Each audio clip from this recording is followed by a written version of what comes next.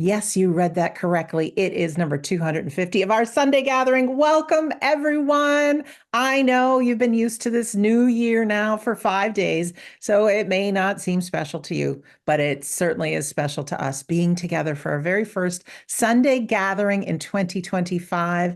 And as we're talking about number twos and fives, this is the 250th Sunday gathering. I'm so grateful to be joined with Kerry and Phil today. And if you think about it, there were some dark days back in March of 2020. We came together. What can we do? Thinking it'd be for a short time to bring a little joy, to bring a little community, and really to help. We were grieving throughout that whole pandemic time. And of course, it is grief that joins many of us here today, looking for that evidence of the afterlife, looking for some joy, some comfort. And we're here to bring that to you. It is really hard to believe, though. It's number 250. And of course, I couldn't have done it without Kerry or Phil, or wanted to, really, because, when two or more get together with good in their hearts, miracles can happen. So we are here, and we're going to just keep this party bus going probably for eternity, because I think long after Kerry, Phil, and I move into the spirit world, there will be those of you who keep on keeping on. But that's a long time away. So with that, welcome. I'm going to pass it over to Kerry, who has designed our Sunday gathering, picked all our music today. Let her explain a little more and we'll get rolling. Happy New Year and welcome, everyone. Yes, Happy New Year to everybody that has arrived at this place, the 5th day of the new year. Who would have thought it? So today I thought the theme would have to be something to do with New Year's, but there's a little bit of reflection, a little bit about the Sunday gatherings in there, and a little bit about my journey to today. Not literally just today, but a little bit of the journey of how I got to here.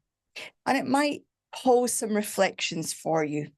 So today I'm going to do the opening prayer. Sandra is going to do the reading and the healing. I'm going to do the address, and I'm going to invite that gentleman who's not here at the moment, but he will be, to deliver the mediumship for today. And then Sandra will do our words of the week. I'll close in prayer, and then we will enter into the second week of January 2025. So if I could ask you to enter into that space known as prayer to whoever you feel your God is. Divine Gracious Spirit, today as we sit within this space, grateful for another day that fills our lungs with oxygen, another day within which we can be on this planet experiencing this thing called life. Last year has gone, but the memories stay with us. We've brought all of the memories of the people who now are in the spirit world or are not at home with us into this year, warming our hearts, warming our souls, forever in our memories, keeping that light fresh and bright. Allow us to look forward into this year, not knowing exactly what it will bring, but knowing whatever it shares with us, whatever it puts on our path, we will be able to work our way through and take those steps to an even better life, unimaginable to us now, but something we can achieve and believe in. Amen. Thank you so much, Kerry. And now the reading I have prepared for you. Okay. As we go into the new year, we each have this little voice in our heads that often can sabotage our best efforts. I want to read a story that happened to me. I wrote it in my book, and then read some tips from the creator of the billion-dollar brand Quest Nutrition, and how he says, don't silence the negative voice in your head, leverage it. First, my story. I once trained to run a marathon. Unfortunately, I was not in good enough shape to run the entire marathon, so I decided to cancel the trip I had planned to Jacksonville, Florida. However, my higher self, my soul self, told me that I could still succeed. And on a cold winter's day, I headed north out of my driveway and I walked 26.2 miles. I had no supportive friends. I had no one cheering me on. It was just me on a country road in the middle of winter with a vision of accomplishing one goal. I used every mind game I could think of to keep myself motivated. I imagined small gnomes running to the side of the road and cheering me on, doing the wave even. And then hearing a familiar siren, I saw Santa Claus drive by on the top of a fire truck. You see, there was a local campaign going on in the time to collect toys for the underprivileged children, and Santa was advertising and they were collecting toys for that. But each time Santa circled by, I pretended that Santa was cheering me on for my marathon. I tried to keep my mind clear and focused my attention to the sounds of the birds and nature, the shapes of the trees, the beauty of the ice on the cold winter's day. It was a very peaceful walk, but it was cold. Eventually, I made it back to my house nearly 8 hours later. Remember, I was walking this 26.2 miles. It had already gotten dark outside, and my entire body was sore and I was exhausted. When I collapsed on my couch, do you know what that voice in my head said to me? Can you guess? Well, it said, Sandra, you're actually a failure. Everybody knows that you can't walk a marathon, you have to run one. So don't bother telling anybody about it. They'll just laugh at you. Honest to God, that's the first thing that came into my mind, that I was a failure, not a success.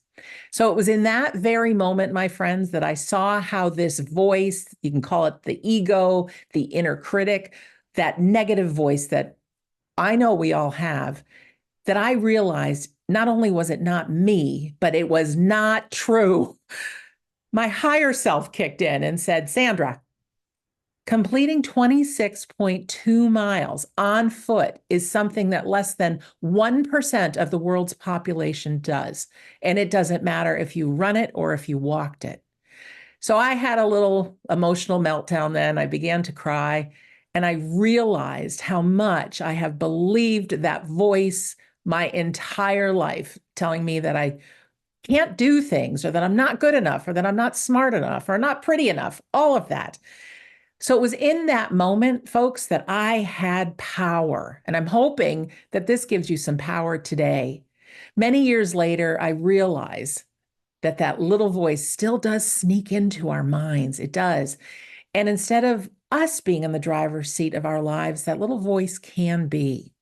So, one of the main reasons that we created the Sunday gathering, yes, 250 weeks ago, is for all of us to remember who we really are. We're divine beings having a human experience. That little voice is part of our nature. We don't need to be used by it. We can use it. We can put it back in the back seat and we can put our hands on the steering wheel of our lives. So now I want to share with you some words from Tom Bilyeu. He says, don't silence the negative voice in your head. Leverage it. Everyone, without exception, struggles with the negative voice in their head. And before I built the billion-dollar brand Quest Nutrition, I did too. The first half of my life was controlled by a negative mindset. I was often paralyzed by fear, wrecked by insecurity. I didn't think too highly of myself. I had this insistent voice in my head telling me that I just wasn't good enough. I obsessively thought about how things were going to go wrong in my life. This ultimately became the seat of my anxiety, which bloomed like some horrific algae plague in my mind until I wasn't even comfortable speaking to my family in a small living room setting. It's sad, but that's actually true. The problem was I didn't know how to leverage that negative voice. I used to think I wanted to silence that voice, but A, that's impossible, and B, that voice has purpose. You don't want to silence it, but you do want to eliminate its negative impact on your life. And here's how to do so. He says, one, recognize that the negative voice is not objective. The negative voice tells lies to keep you safe. Anxiety has a very powerful evolutionary purpose. It acts like a behavior guardrail, like those beeps that your car does as you get too close to an object. At first, it's subtle, but as you move closer to a perceived danger, it goes nuts. Such is the same with anxiety. That's good because it makes you slow down and evaluate. It's bad, however, because it was developed to protect you from life and death. And these days, that accounts for about 20% of your decisions. Today, things like being booted out of a group is no longer a death sentence. So, the 80% of the time that the negative voice isn't protecting you from anything meaningful, and it's just a heckler telling you that you're stupid, destined to fail, etc. In the past, it was better to live a small life and be alive than to go for broke and risk alienation or being eaten by a lion. But that's no longer the world we live in, hence the reason for that voice being less useful than it once would have been. Two, we can reframe the situation. Because the negative voice isn't objective and its goals aren't aligned with yours, you must learn to immediately reframe the situation. Reframing is critical. Everything in life comes down to how you choose to see it. Instead of considering all the things that could go wrong, think through what you'd need to do to ensure that it does go well. As they tell race car drivers, the car will follow your eyes. If you look at the wall because you're afraid you are going to hit it, you will hit it. Instead, focus on where you're going so that you actually ensure you end up there. Three, he says, train the negative voice to trigger an empowering response. Instead of trying to make the negative voice go silent, use it as a trigger to say something empowering. You're literally going to turn it into a habit loop trigger for empowering self-talk. In this scenario, if I fail, I'll look stupid becomes, if I fail, I'll learn something and I'll be able to do it better next time. It's the trigger to remind yourself that you're still a learner. Anxiety and negativity as triggers are how you turn them into something that empowers you rather than weakens you. I hope these 3 tips served you well in taming and leveraging, but not silencing your inner voice. So thank you for those words, Tom. All right, that is our reading complete. And now we're going to sit for healing. Sitting for healing can be done many different ways. It is our intention that matters. It's our intention to be of service. It's our intention to let those in the unseen world use our energy and direct it to where it's going in the world. Sometimes I like to imagine planet Earth spinning and say Tinkerbell's pixie dust just settling in on all the world's people, places, animals. We know that the world needs healing, and so many people, I know people, and even in our Sunday gathering, who are experiencing grief, experiencing physical pain, illness, emotional stuff. It's all there. A beautiful way that Kerry taught me to send healing is just to imagine people healthy, whole, well, situations perfect, resolved, clear, everybody living a vibrant life. I don't know how it works, but those in the unseen world really can use our energy and direct it to where it's needed, even if we don't understand it. The song that Kerry picked is called Sing by Gary Barlow and the Commonwealth Band, featuring military wives and the Kenya Slum Drummers and the African Children's Choir. Beautiful song that was written and performed for the Queen's Diamond Jubilee back in 2012. So we're going to play the song. We're going to just send that healing, picturing everyone healthy, whole, and well, sending you healing as well. And then after the song ends, we'll hear from Kerry for our address. So here is our beautiful song. That is one of my most favorite songs.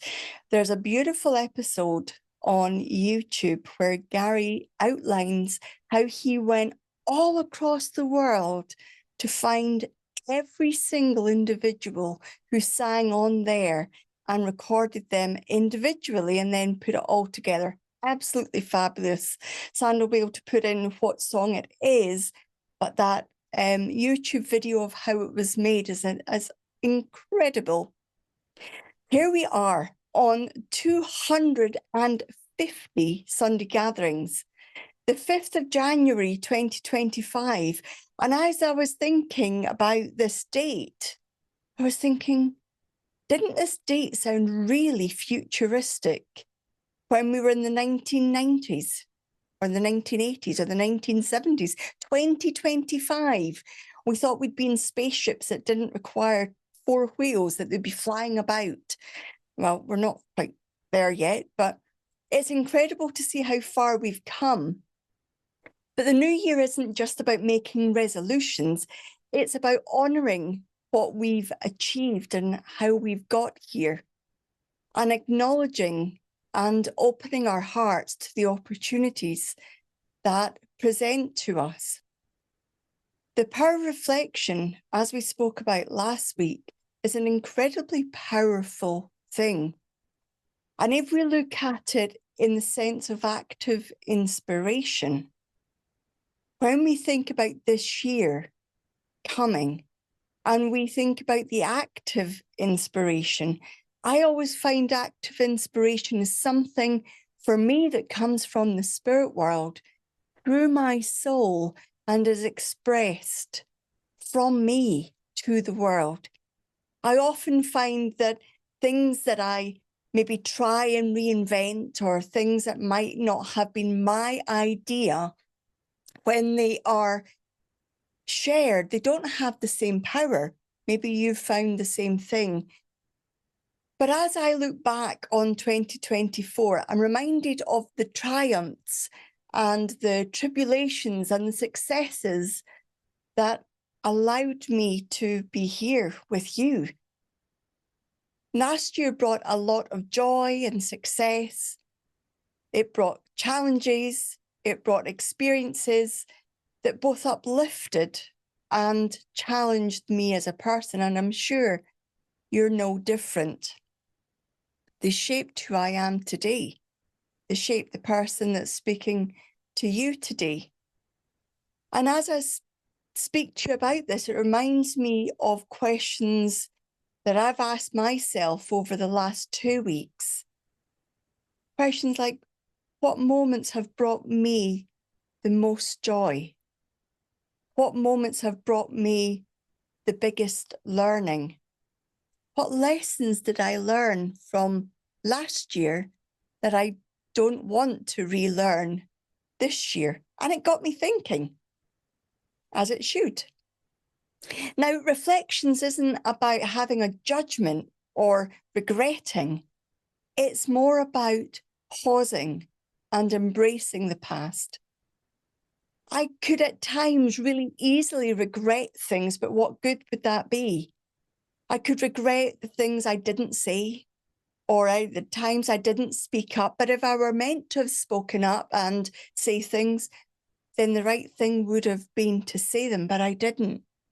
So the right thing was to stay quiet, and the opposite is there as well. So it's about setting my intentions as you set yours. In the comments, you've been sharing some wonderful comments, and it's beautiful to see different members of this community reaching out to one another, saying that they're thinking about them, that they have held people in their thoughts, that they're sending healing. That kind of community is priceless. You cannot buy that kind of community support. My journey at times has had its challenges.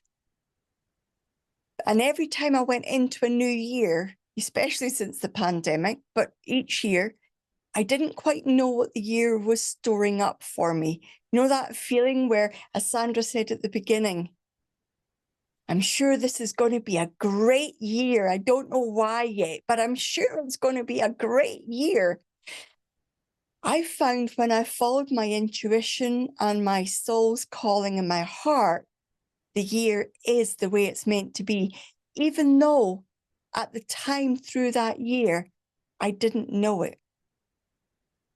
If I go back to 1996, I know some of you weren't even born then, but if I go all the way back there to when I started my mediumship, I started it unsuspectingly walking into a spiritualist church in Dunfermline in Scotland, if you hadn't guessed from the accent.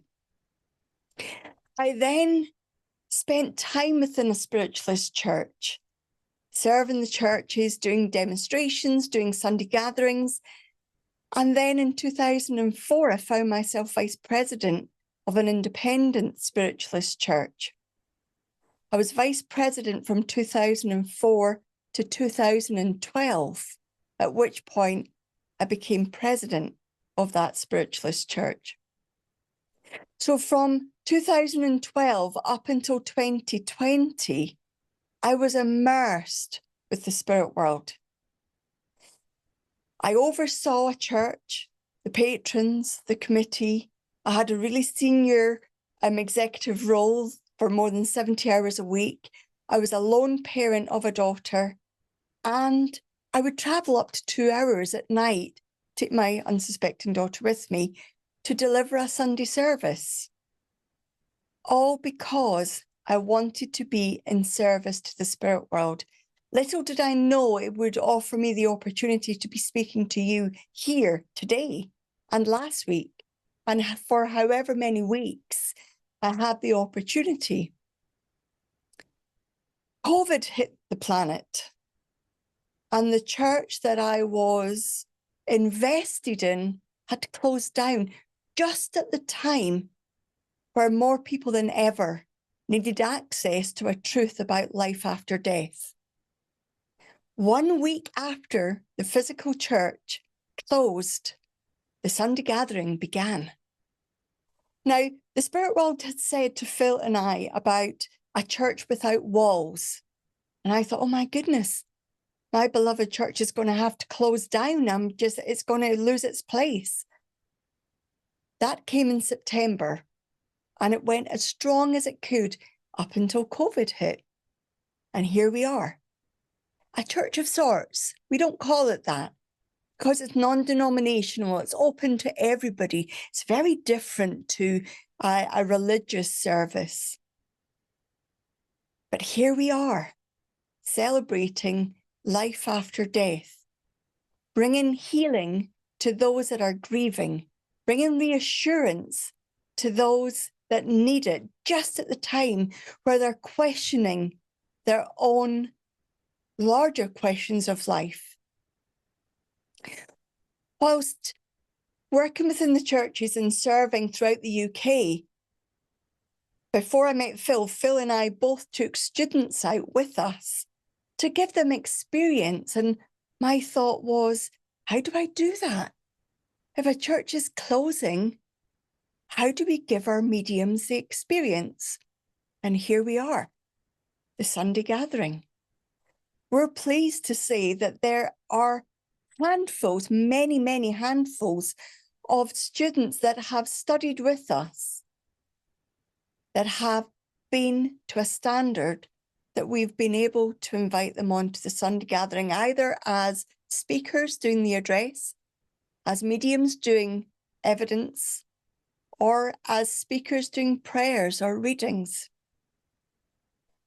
Throughout the past 5 years, and 250 episodes, the past 5 years, Phil and I have been able to be on a lot of them, with the exception of about 54. All of those were due to work commitments, and all of those we were able to provide mediums for so that the Sunday gathering could continue, because we know that Sandra is the glue that holds this all together. You might not know just how much work goes in the background, but through everything, regardless of what's happened, regardless of what's happening in her own life, she turns up, she emails everybody out, letting us know whose week it is, letting us know when the songs have to be in for. We know that this is something that is close to our hearts and also to your hearts. It is incredible to think that over the last 250 episodes, it's become an intrinsic part of our calendar. Regardless of what's happening in Phil and our lives, we've come on the Sunday gathering on Christmas Day with Sandra, New Year's Day with Sandra. Remember those, Sandra? Eating our Christmas dinner and coming on to the Sunday gathering. Birthdays, funerals, anniversaries of passings. Whether navigating personal illness or balancing professional commitments, this platform with you has been a cornerstone for us. It's been a consistency and a connection, and you have become the people that are part of the community. I used to stand in our spiritualist church and said, if it weren't for you, we wouldn't have a church to run. Now I sit here in front of you and say, if it weren't for you, we would not have people to be able to deliver the Sunday gathering to. It's because you're here that we're able to talk our truth. But when we think about resilience, you will know that it isn't about just enduring without a struggle. It means stepping up. It means showing up, even when you just want to stay under the duvet and have a duvet day. It means turning up and doing what's necessary. This is a place where I feel uplifted, where I feel in service, and I feel an incredible power of the spirit world. As we step into the new year, I want to share a ritual that's brought clarity to me every single year. It's about asking myself the questions. What do I need to release? I write down the habits, the behaviors, the thoughts, the beliefs, the actions that I want to let go of. I then bless them. They're there for a reason. I don't regret them and I don't judge them. And I take on board the lessons that they've made for me. And then I release them. I tear them up, I shred them, or I burn them safely, of course. And once I've released them, I imagine what next steps might come into my life. And then I let go, and the universe takes care of the rest. One of the greatest gifts of this gathering is the opportunity to connect with you. Many of you are not in the same country as me. Many of you are the other side of the world. We're in our evening here. Sandra's in her afternoon. You might well be in your morning. But this is a platform that teaches an invaluable lesson for all of us. And it's about being able to turn up, to be in service, to show up for one another, regardless of what's happening elsewhere.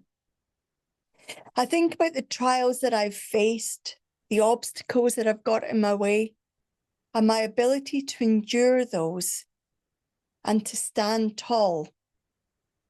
The ability to stand tall even when I wanted to lie flat on my back and just hide. If you were to do this, I wonder what you might let go of from last year. What you would let go of to allow the universe to bring you new things in. Because if we do that, we celebrate our victories.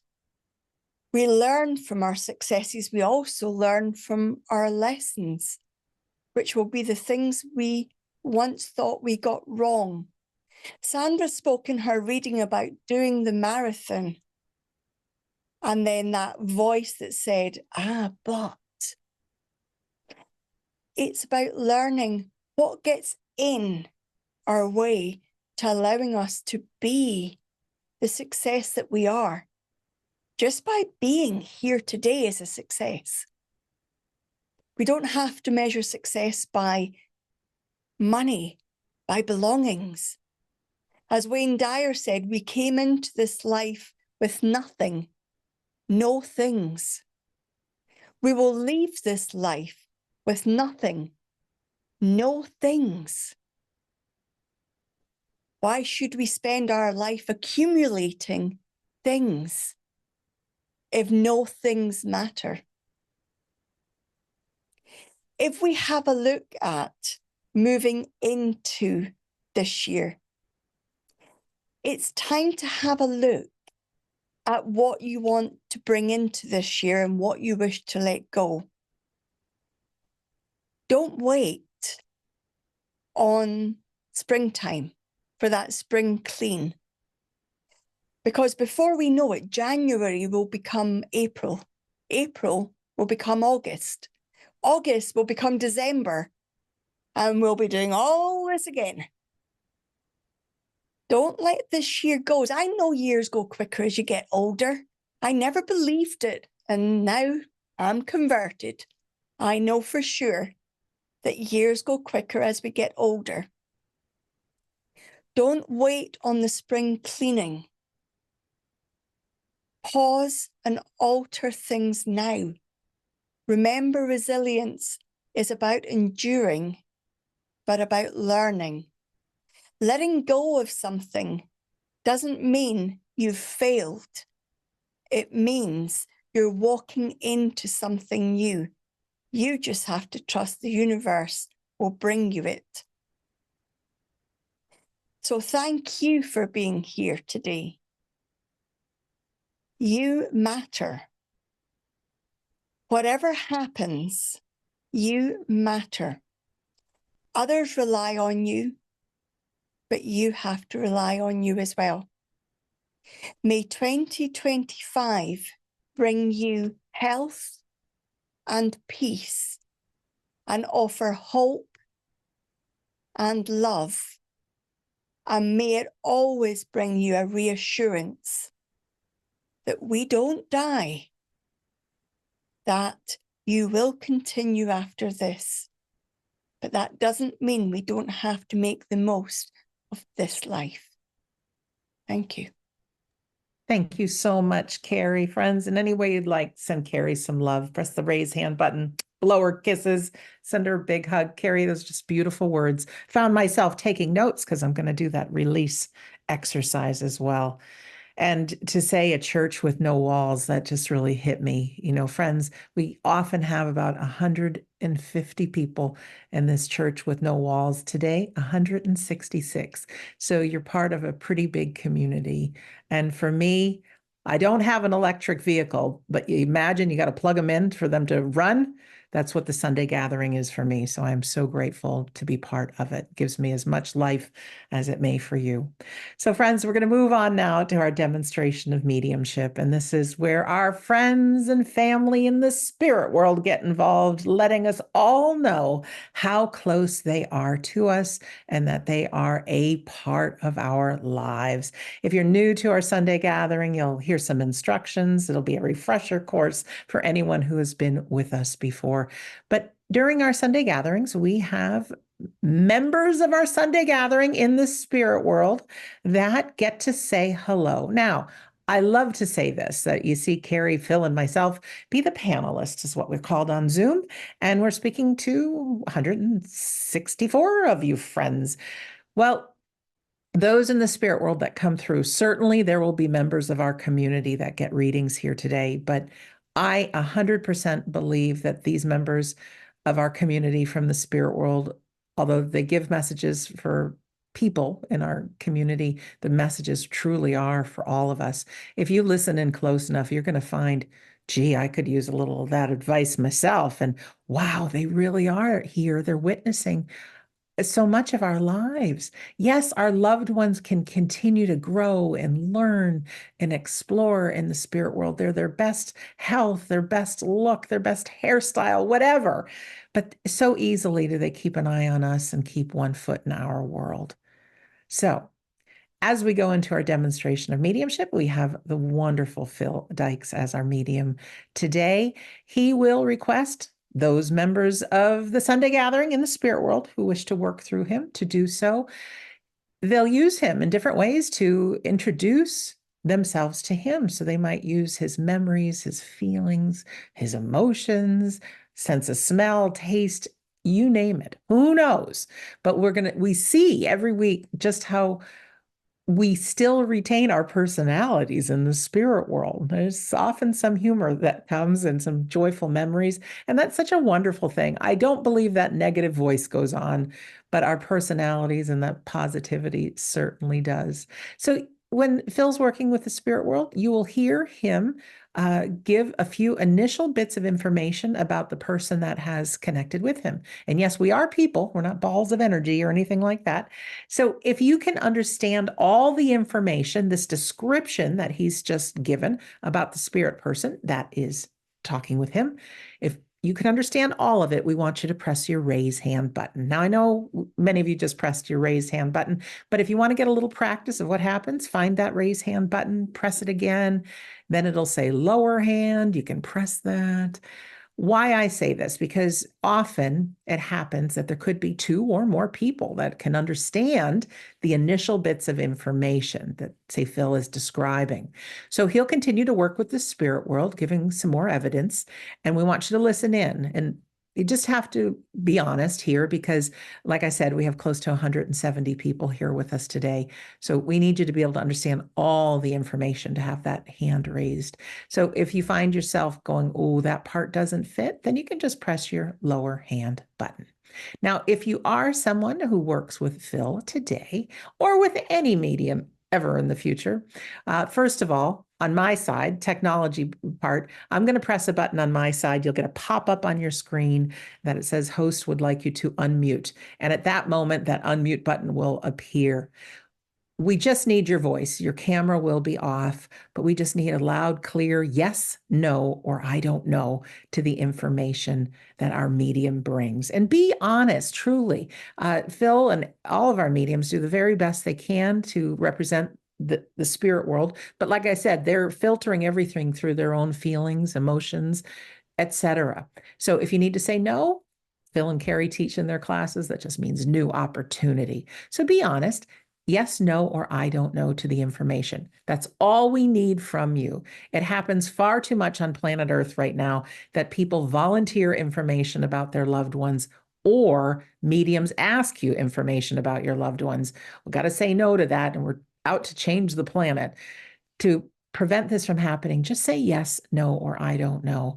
We can hear it in your voice. We really can when something strikes a nerve that, oh my gosh, you've got it. That is my loved one. We can. And it's just for everybody to know that our mediums truly are working with our loved ones in the spirit world.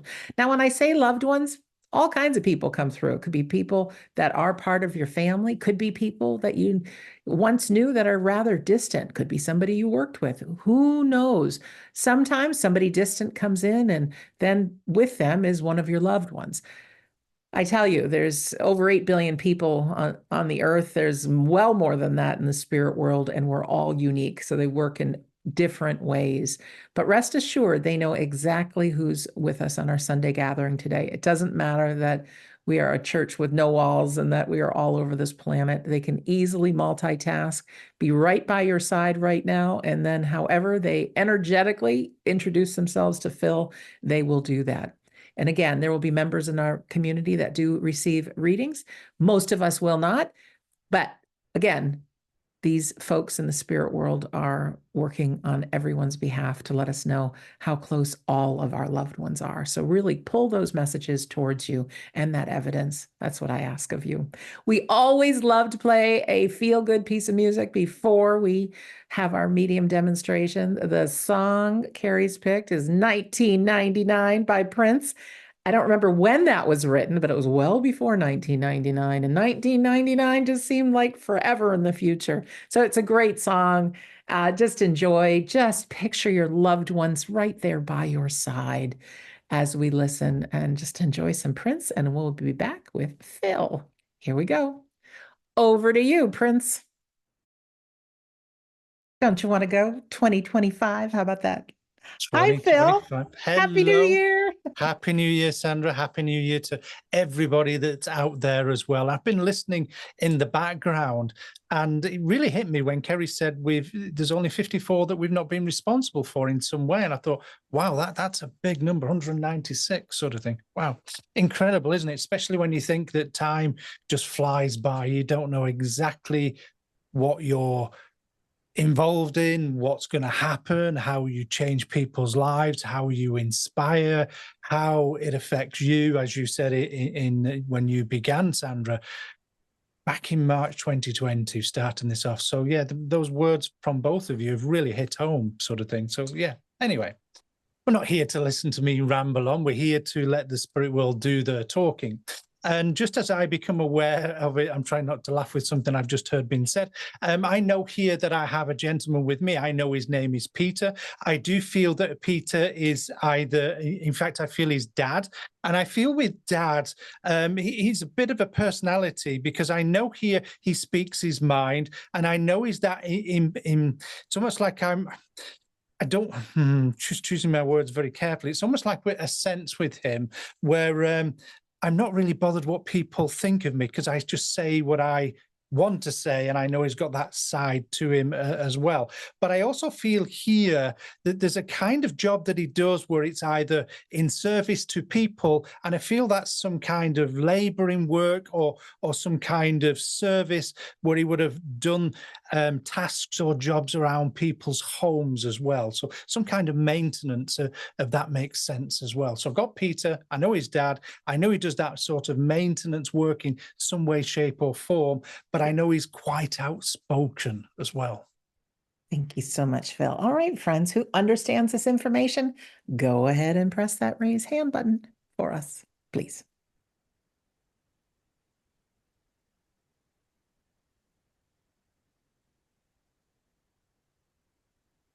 We're patiently waiting.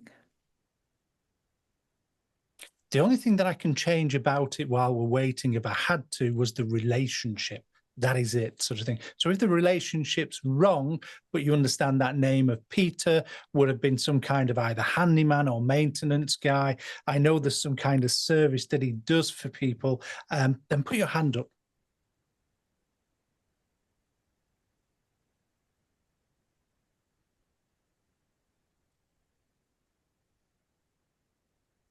No hands up just yet, Phil. That's absolutely fine, because I can't change what I'm hearing, which is Peter, Peter. So either somebody's not paying attention or I'm misunderstanding something somewhere, because it feels where I want to go into that service, where it feels like I want to talk about plumbing, that side of things with around the house, that maintenance service. And it also feels here where he was very much involved or liked to watch the sport as well. So I know that. And I also feel with him, there would be drinking involved as well. So when I say drinking, I'm not saying he's an alcoholic, because I don't feel that at all. But I just feel here that he is that gentleman that liked to be sociable as well. Thanks, Phil. All right, Joanna has her hand raised. Thanks, everybody, for listening in. Hi, Joanna. Hi, everybody. Welcome. Hello, Joanna. Do you understand everything I've said? Yes, I do so far. I feel a bit guilty because he came through already once, but yeah. Oh, okay, that's fine. We can't remember. It's a wild sort of thing. So you understand Dad, Peter, he would have been that maintenance type of guy, did the bit of plumbing, but also was quite sociable and did that watch sport as well. Yes, everything makes sense except that it's father-in-law. It's father-in-law. Okay, because I know here it's just what I keep on hearing and I can't change. And that's the thing, because I knew it was right, but I know here I just had to wait for that person coming forward. But I also feel with your father-in-law, Peter, he was a man that did things his own way, in a sense of, I'll do it my own way. Understand? Yes. And when I say that, he's, like I said before, he's not somebody that worries about what other people think, because he's got that strength of character. He knows his own mind and he knows his opinion. Absolutely. Yeah. And it's almost this sense where if you're around him, he could talk to anybody. Yes. And you would have memories of him being quite social at parties and social gatherings as well. Yes. Because it just feels I can entertain people. He's got a good sense of humor as well, hasn't he? Yes. Because it's almost where as I say, he can entertain people. I'm hearing that Robbie Williams song, Entertain Me. So I know he had that sense of humor that could warm people as well. Yeah, true. Because it's almost a sense where I want to say he could take, if you didn't either calm him down, he would... it's almost, I can't get my words out because he's just pushing that strong with me. It's almost where he could take over the situation and become the center of that attention. Yeah, sometimes.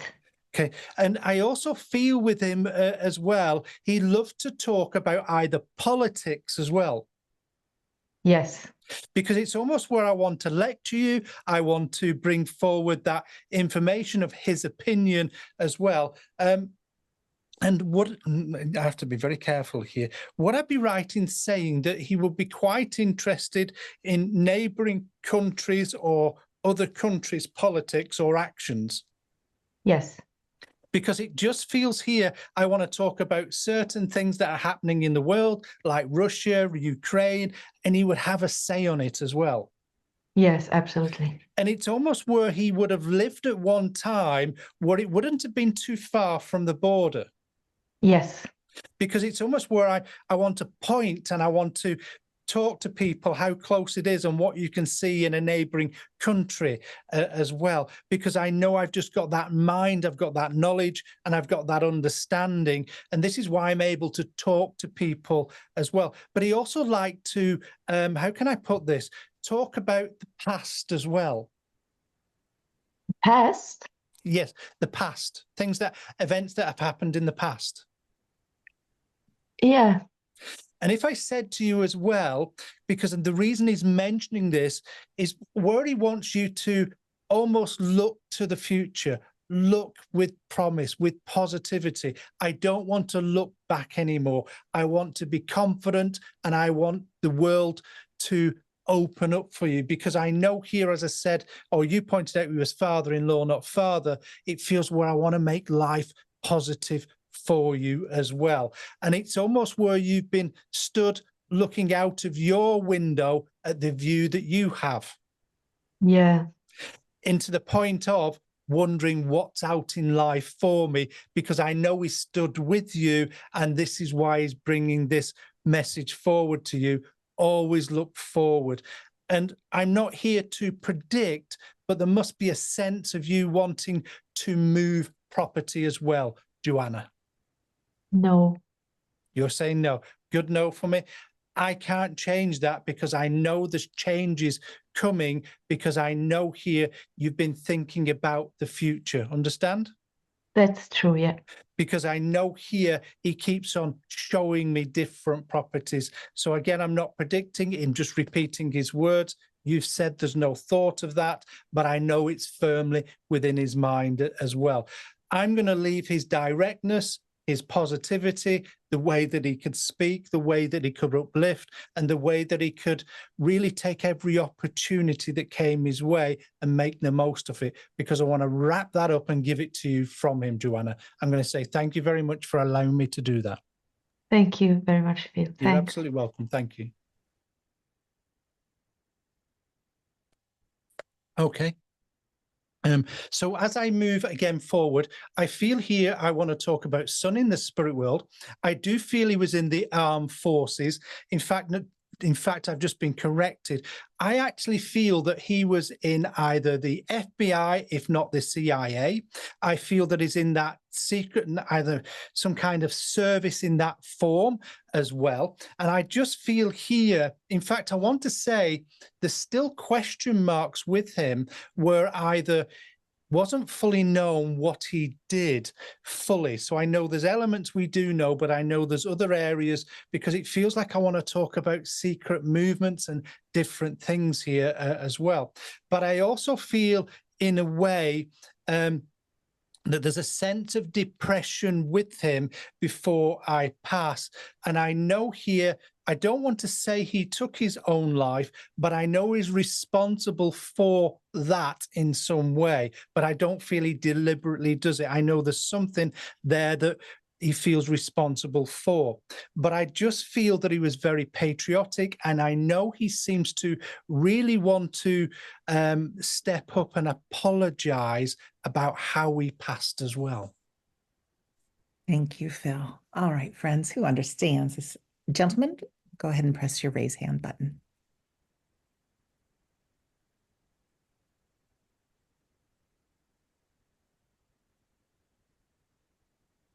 No In fact, there's a hands little up. bit I want to go back to. It's all right. Oh, we've got somebody coming We forward. got somebody coming. Yep. Marie Helene, if you could press your unmute button. Hello. Hello. Welcome. I would need a little bit more information, but it's talking to me.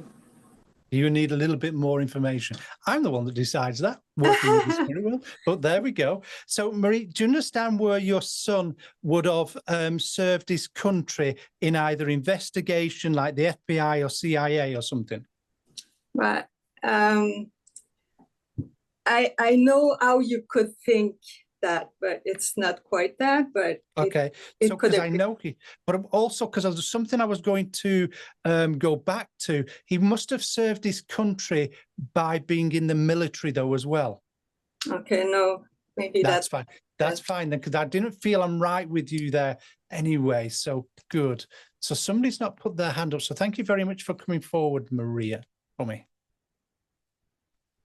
Okay, Shelley. Oops. I accidentally. Shelley, could you put your hand back up again? There you go. Thank you. I accidentally cleared the screen and your hand went down. Yeah. Hi, Shelley. Hi.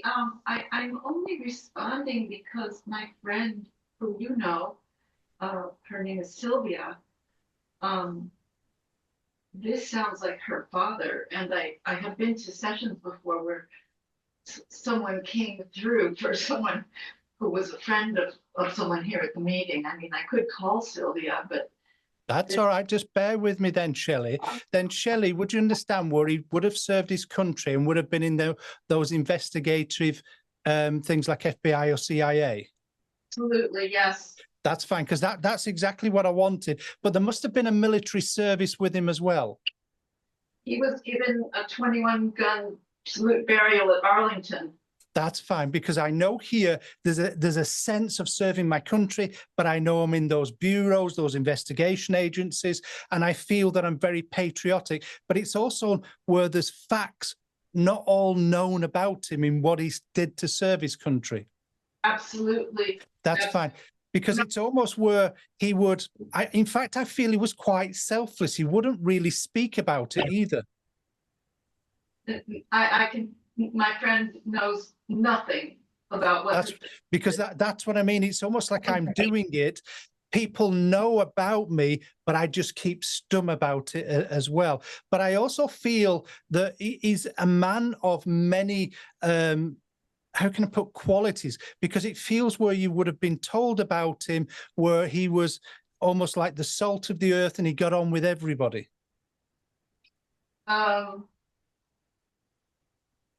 I'm really remotely standing in for my friend, and well, you're going to be the messenger for this then, because I just feel here it's almost where I want to take, not you, but did you say your friend was Sylvia? Yes.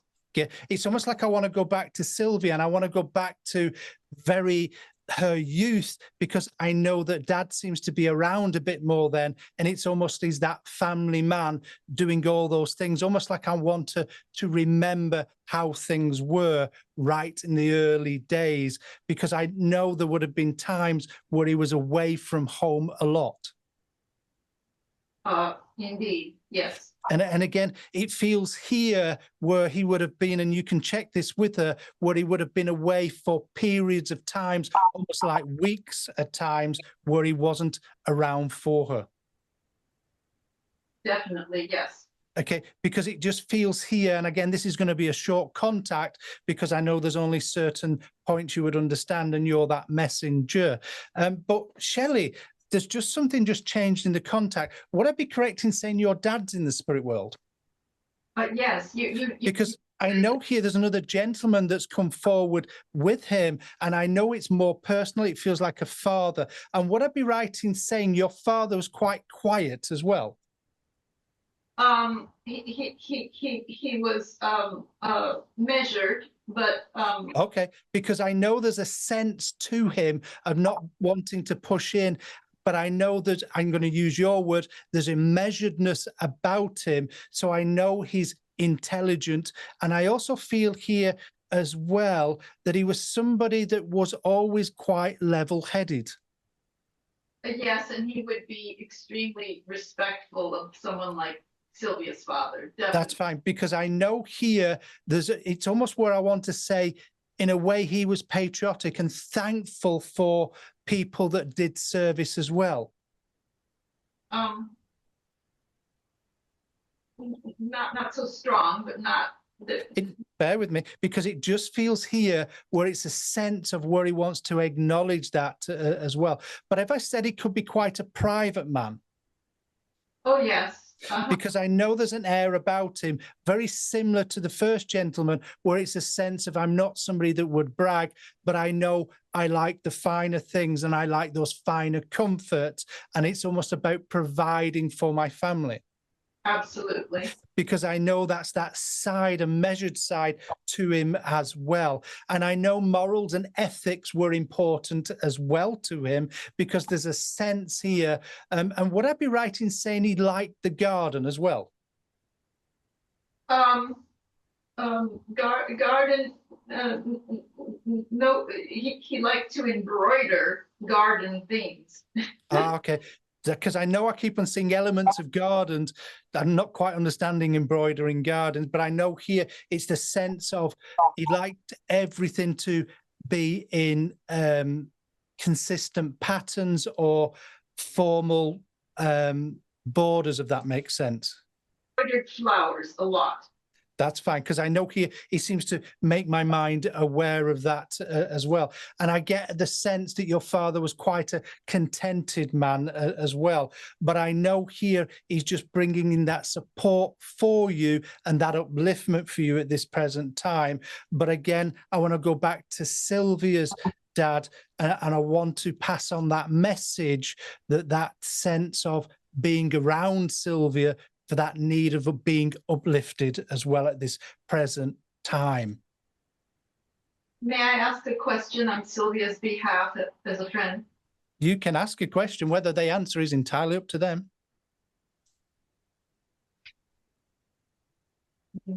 I think, I'm trying to think how to say this.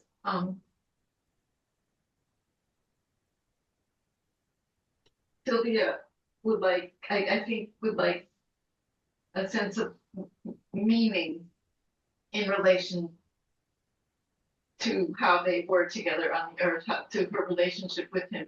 I think she would like, if anything could be said, that would lend a sense of meaning to all that they went through. And as a child, even as a grown woman in her 40s or 50s, at his funeral, had absolutely no idea what he did in the world.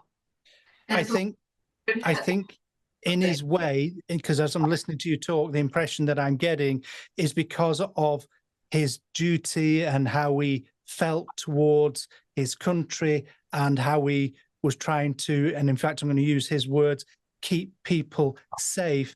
That meant he had to sacrifice part of his life.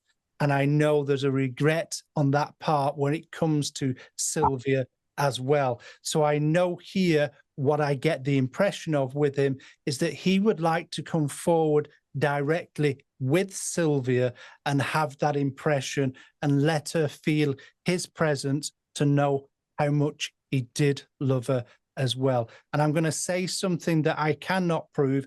It feels where he would have carried a picture of her in his wallet all the time as well. So I'm going to leave that with you, Shelley, and say thank you so much for allowing me to do that. And I know you're going to become that messenger to pass that on to Sylvia as well. Thank you, Shelley. Thank you. Thank you. Good.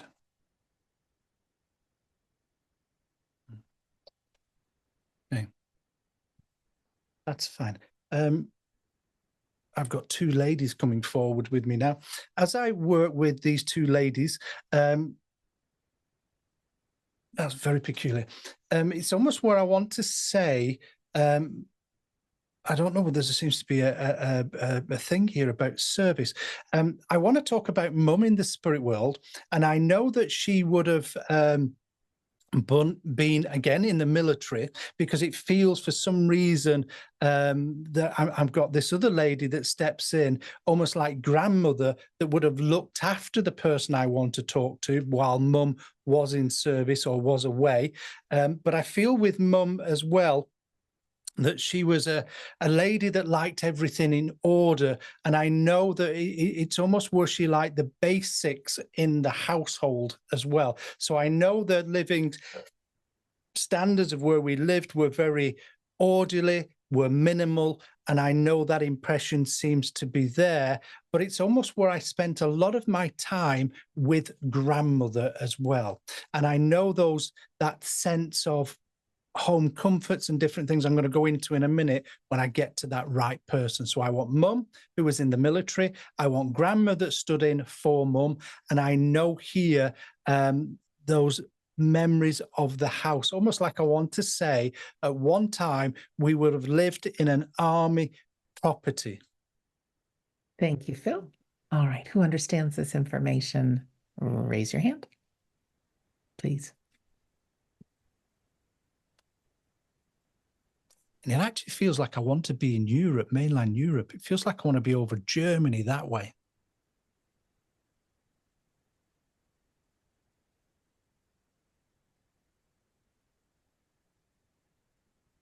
No hands raised just yet. Mm-hmm. And each time you say that, usually a hand goes up. I know. I know. We'll have a look at this. Okay. Oh, it did. Katharina, if you could press your unmute button, please. Hello. Hello, good evening. Good evening. Hello, Katharina. Do I know you? Yes, you know me. I thought as soon as I heard the name sort of thing, that's fine. So you understand where Mum was in the military and grandma would have stood in? I stayed a lot of time with my grandmother, and my mother had the title of sergeant, but she wasn't in the military. Oh, okay. She wasn't in the military, but title of surgeons. Not understanding that little bit here. Let me just look at it. That's a title you get when you're a nurse and during the... Right, now I'm with you. Okay, and so she was would you understand though where she was very orderly though and very everything she would, and there would have been either a uniform of some sort with her? Yes, she was a nurse, huh? That's fine, because I know here it's not just a normal nurse uniform that we would see here in the UK, and that's where I've made my mistake. Would I also be right in saying that she was away a lot of the time, though, from the house? Yes.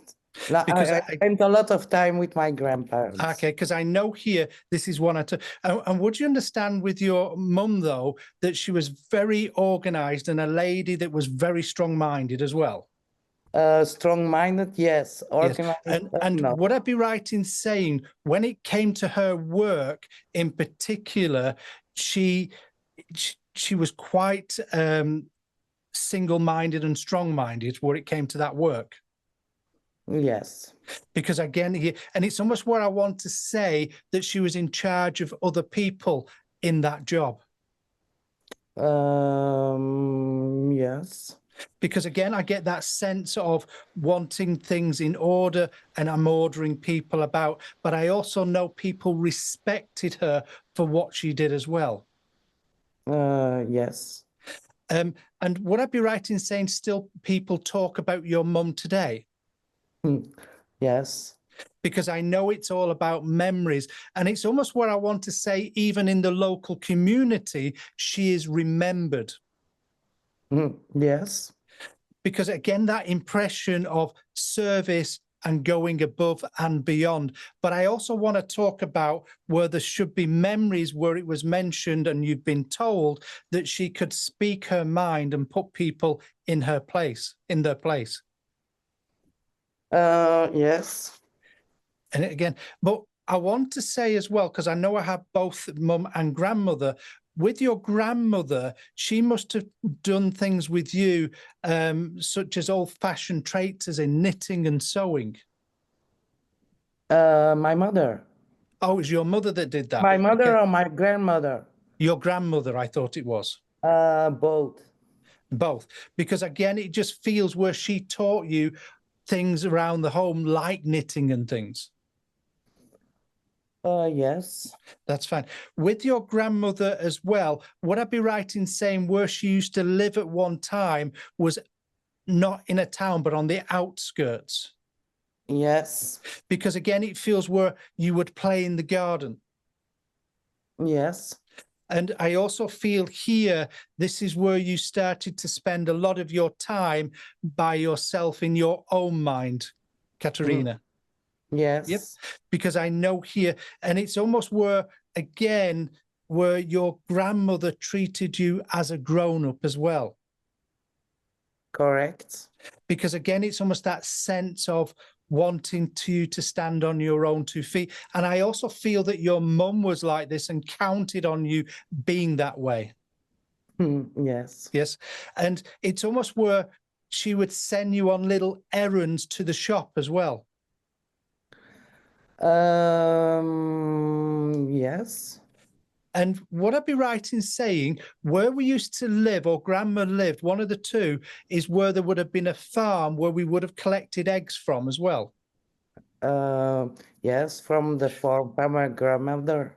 Because I know here it's almost like I want these errands and I've got these memories, almost like I want to say she's nurtured you in a way to stand on your own 2 feet. And again, it's being self-sufficient in a way. So I know your grandmother would have done things like made her own milk or butter as well from that milk. I think so, yes. That's fine, because I know here it's these old-fashioned traditions. And would I be right in saying where grandmother was, she would have made a particular pie, like a game pie, like to do with rabbits or something? I don't know. I can't know. remember. Okay, because again, I just get that sense of that.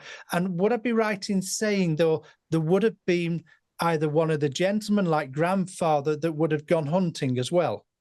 Yes.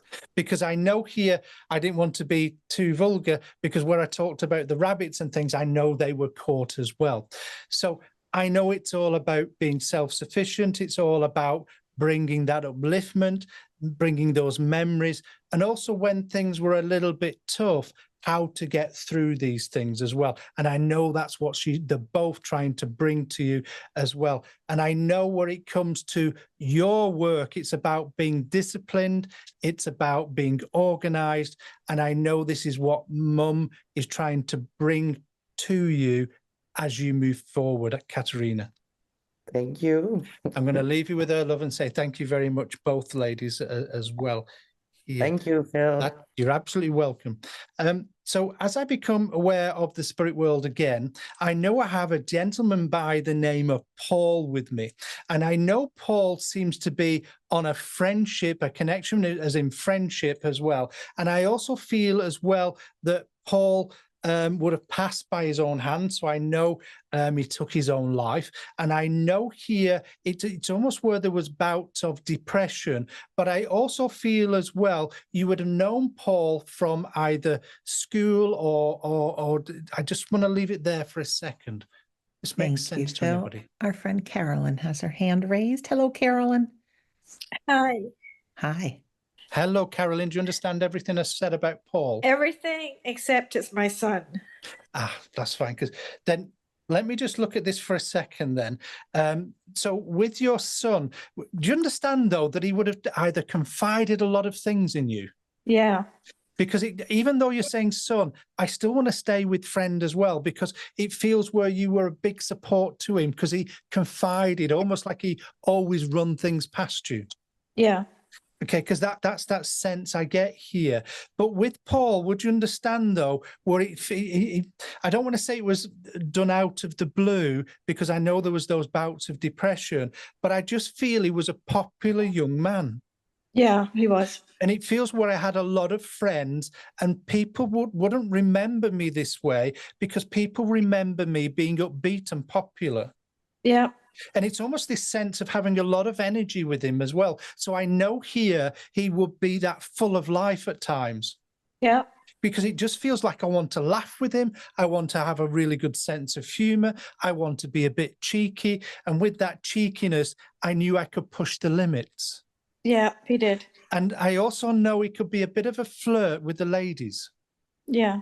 Because it's almost like I want to turn to my wife and wink at her and things like this, because I know there's that sense here. But would I also be right in saying for his age, he was quite intelligent and he was quite social? Yes, he was. And I'm not saying that he didn't try in life, Karen, because I know he could, but it's almost like he found things when it came to schoolwork, not particularly hard. It's almost like I want to say he breezed through it. Yeah, he did. Because it's almost where, and if I said I'm right with this, it's almost like I didn't revise or I didn't try too hard. I just found it quite natural for me. Yeah, it was very easy for him. Because again, and it's almost where he had this way about him, and I'm trying not to laugh. It's almost like I want to correct you, Carolyn, in a sense, in a very polite way, where you might do something wrong, he would correct you, or he would, if you said something wrong, he would correct you. Yeah. Or that, because I know he is He would. just how I'm trying to be really polite, but I know It's just okay, he did. his absolute way, and I know he would rib you and tickle you at times by that sense of humor and the way that he was when he corrected you. Yes, he was very kind. And would I be right in saying, Caroline, you used to watch your usual TV programs? Yes. And he would tease you over them, say, "Oh, you're not watching that again," and it's almost like I want to call them rubbish or whichever, or a little bit stronger words, because he says they were predictable, but he understood that it was about relieving stress with you and just watching simple things as well. Would I be right in saying that he was very good with his English language as well? Yes. Because it's almost where I know there's crosswords and would I be right at school that he was part of a either crossword or some kind of word puzzle. It was a spelling bee. That's the one, because I know here it's that sense of I want all my words and get them right. He was pretty good, wasn't he? Yeah, he was very smart. I also know that there must have been like a spelling, not test, but like between schools. Would I be right in saying that's fine? Yeah. Would I be right in saying he was quite selfless as well? He was very aware of other people. Yeah. Would you know, and I hope you do, that he would have thrown one of those tests, we'll call them, because he felt sorry for somebody else? He may have, I don't know. Because it's almost where there must have been memories where you went or you saw and you thought you could have got that. Why did you get that wrong? Because I know it's almost like, in fact, thank you, I understand him now. It's almost where he looked out for his friends, and I know his friends in there, it's almost like he got things wrong so they would do better. So I know he was very intelligent and very clever. Yeah. That's fine. Would I be right in saying also that you also still have his school books and other bits from school as well? And would I also be right in saying that he was good at football? We made fun of him over football. Oh, okay. Because all I kept on showing me is a footballer, and I got that sense of cheek, so that would make sense. But I also feel that you've still kept either sporting equipment of his as well. Yes. And it's almost where I want to go to sports kits as well. So I know here you've still got all that, and I know you still have his clothes in a wardrobe. Yeah, I'm actually wearing his sweatshirt right now. That's fine, because I know here, can't give you that now, but I know, but I also know there's some of his clothes that you've still got that you've not washed, and you used to smell them because you could get his scent off them.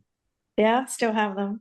Good, because I know he mentioned these as well. But it also feels you've got a lot of things still like in boxes that you haven't sorted out.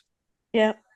Because he's not talking about getting rid of them, but what he's talking about is going through and realizing not just what he's achieved, because there must be little trophies and medals and things. Yeah. Not that what he's trying to do is brag about them, but it's almost to remind you of how well you brought him up, how well of a mother you are, and without you, he couldn't have achieved these things as well. And as I say that, there must be either a card that's made out of paper that you still have from Mother's Day from when he was a child. Yeah. Because he wants you to go through these to show you how much he loves you. And I know there is something he wants to say and get off his chest. You couldn't have done anything more for me, because I know here you were the best mum in the world, and there must be a cup he gave you that says this as well. Yeah. And I know he would, as we say here in England, curry you in. He would pull you in and hug you and give you a kiss on your head as well. Yeah. Because I know that's his final parting words to you, because I know he brings that sense of wanting to comfort you as well. And I know you still talk to him. I know he's acknowledging that. And as I'm talking to you now, I know you've sent your thoughts that you love him, because he's acknowledging that. But there must have been a little game you used to play when he was younger with him, where it was almost, I love you more, or I love you more. Do you understand? Yeah. Because I know he keeps on bringing memories of me and my daughter many, many years ago of those things. And again, he's just bringing that sense here. And I know Christmas time, I know we've just gone past it, but I know it was a good time for him and you, because he wants you to remember the Christmases we spent together as well. Yeah. And would I be right in saying you still put a bauble with his name on the tree as well? His stocking I hang up. Okay. I knew there was something that you did with his, but I know here he just wants to bring that upliftment and let you know, Mum, that I'm with you every moment of every day. I'm only that thought away. And I know you constantly talk to him, and he tries to communicate back with you in different signs. There must be pieces of music that remind you Yes. of Carolyn, and you hear these repeatedly, because I know he's trying to say, I'm doing what I can. And I know just recently as well, you've been seeing numbers as well a lot. Yeah. Okay, he says it's my way of trying to show you signs and give you things as well. And he says there has been occasions where you've seen young boys that looked very similar to me, and you had to do double takes as well. Yes, there was. Because he said that's his proof of saying, I'm with you more than you know, because I've witnessed you doing this as well. Would I be right in saying he was part of either the Boy Scouts as well? Or Yeah, he was. because he keeps on going dib, dib, dib to me, then show you must still have part of his uniform as well, his toddles or badges or something. I might have the badges. That's fine, because he keeps on acknowledging this as well. So I'm going to leave his love with you, but knowing that he's not just with you in thought, he's with you in presence. And I want to express something that I don't think I've ever said to anybody in my whole life in service to the spirit world. It feels where I want at times to feel his presence. So I know here you're aware of the spirit world, and I know you feel that closeness at times. He wants to do it even more, Carolyn. So I'm going to leave his love with you and say thank you for allowing me to do this. Thank you. Oh, thank you so much. You're Thank absolutely you. welcome. So, ladies and gentlemen, it's been an absolute pleasure to be on number 250 of the Sunday gatherings, being here for, I trust Kerry, because she was working on her computer last night. There's only 54, she says, we've not been on demonstrating or providing mediums. It's been an absolute pleasure, and I hope to see another 250 of the Sunday gatherings, whether we're here or we're not. We want it to move forward. So it's been an absolute pleasure to serve you. I'm going to hand you back over to Kerry and Sandra. Oh, thanks so much, Phil. Sending you so much love. Phil was right about feeling our loved ones. They are working with us to let us know that we're there with them. And so often we discount what's coming into our feelings and our emotions. But take a walk down memory lane, folks. Bring up some of those wonderful memories you've had with them. Quiet your mind and don't be surprised. Like popcorn, sometimes you get an emotion or a feeling or a memory that just comes out of nowhere. And it can be when you least expect it. And they're just little calling cards that say, I'm right here with you. You know, I encourage everybody to take a class with Kerry and Phil, just to get in touch with how our psychic and our medium sense works, because those things that we discount as our imagination, friends, that's how they come through. They come through with pictures in our minds, feelings in our belly, emotions.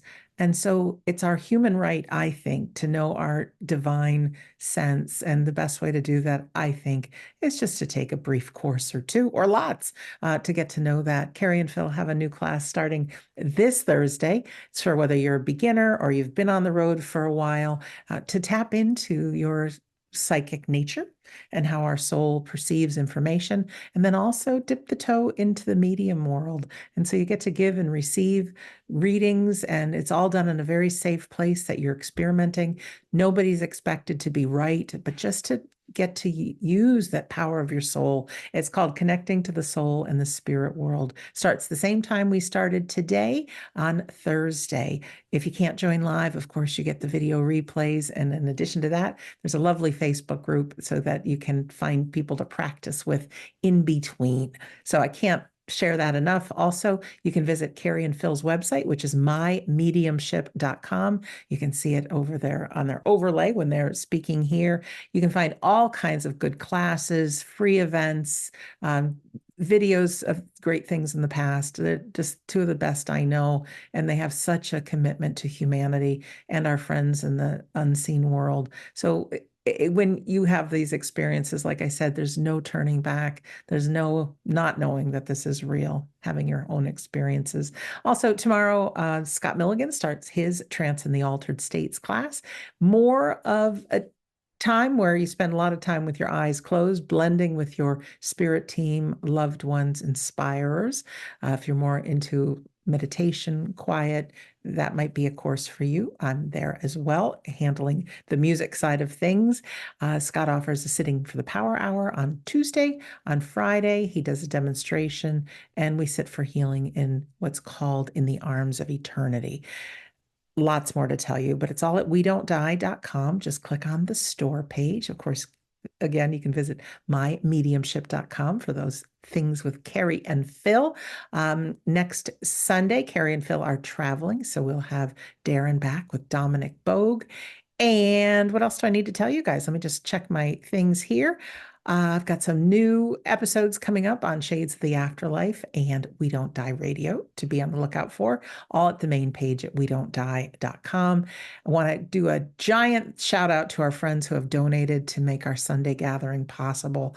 I tried this past week to write to absolutely everyone. And if you didn't get that email, I'm saying it to you right now. Because of you and your generous donations, we've been able to have these 250 Sunday gatherings, and it gets expensive behind the scenes to run everything. So those of you who have donated $1 or $2 or more, we thank you from the bottom of our hearts. If you're somebody who wants to donate, you can just go to wedon'tdie.com, click on the Sunday gathering page. There's a link there. You can also watch past Sunday gatherings and register for our Sunday gathering next week. I think that's it for announcements. I'm just going to leave a few closing words, and then I'll send it over to Phil for our closing prayer. But Kerry gave the most beautiful address ever, just beautiful with those words. And I can't help but think for myself, I'm going to write down on paper what I'd like to release. Absolutely. And then whatever I need to know going forward. And I do think if we can use that little voice in our head and just say, thank you for sharing. I know you're trying to keep me safe in your own way, but sometimes those words, they don't serve us. And so sometimes it helps to take a walk down memory lane, whether it's thinking of the year you had or thinking of your successes in life and your accomplishments.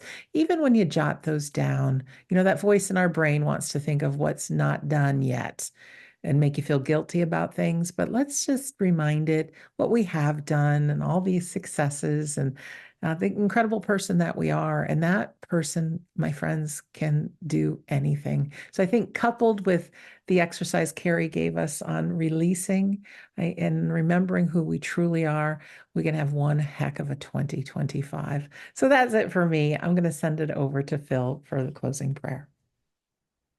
Well, my voice has got higher. So, sorry, Kerry. Thought it was Phil. It was meant to be Phil, but he's taking a breath after doing all those contacts. So we can enter into prayer as we close our 250th Sunday gathering. Divine, precious light within each one of us. We're grateful for these Sunday gatherings. We're grateful for the breath that we're able to take. And we're grateful for the lives that have touched ours. When people transition to the spirit world, the grief that ensues is sometimes more than we can bear, and yet it's a constant reminder of the depth that we as human beings have been allowed to love. May we feel our loved ones close to us in the week to come. May that be a habit and a belief we build as we walk through 2025, so that we can build different relationships with those that walk in an unseen world, spiritually, mentally, and emotionally still very present. Amen. Thank you so much, Kerry. And thank you, Phil. Thank you to our friends in the spirit world. And of course, thank you for being here today. As we go into our closing song, I just want to say we read every comment in that chat box, but obviously we're too busy to write back. So thank you all for your kind words and being so compassionate to one another. So our closing song, you know what? ABBA, New Year's. Here we go. Just a perfect song for the perfect ending to the perfect Sunday gathering. Thank you all for your kindness. And again, Kerry and Phil, love you guys. Mwah. Happy New Year, everybody. Happy 250. Let's just keep this party bus going. We'll see you next Sunday, if not sooner. Bye, everyone.